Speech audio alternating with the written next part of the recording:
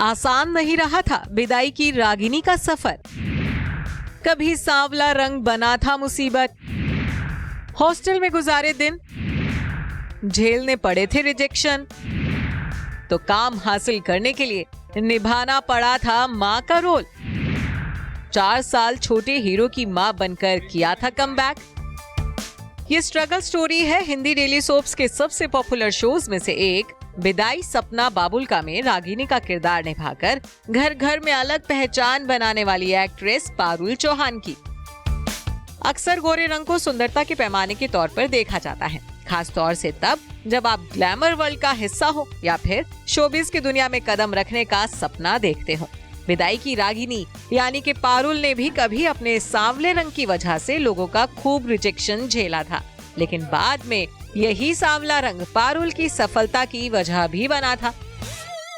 वो बात अलग है कि विदाई की रागिनी बनने से पहले पारुल को अपने डस्की कलर की वजह से कई बार लोगों के ताने सुनने पड़े थे। अपने एक इंटरव्यू में पारुल चौहान ने विदाई की रागिनी बनने से पहले के स्ट्रगल पर बात की थी। पारुल ने बताया था कि एक बार एक रिश्तेदार ने उनके मम्मी पापा से कहा था कि लड़की का कलर भले ही दबा हुआ है, लेकिन इसके एक्सप्रेशंस बहुत अच्छे हैं, इसे एक्टिंग के लिए जाना चाहिए।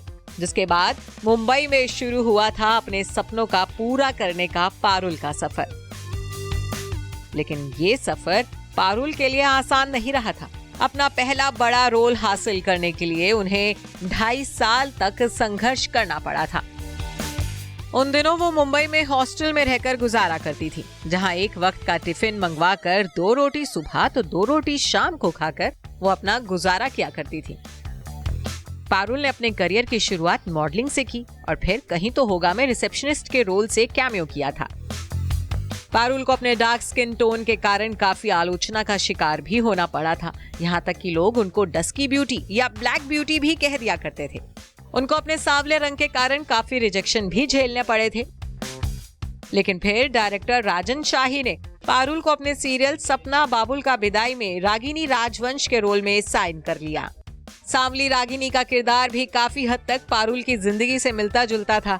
रागिनी के रोल ने पारुल को घर घर में पॉपुलर कर दिया था।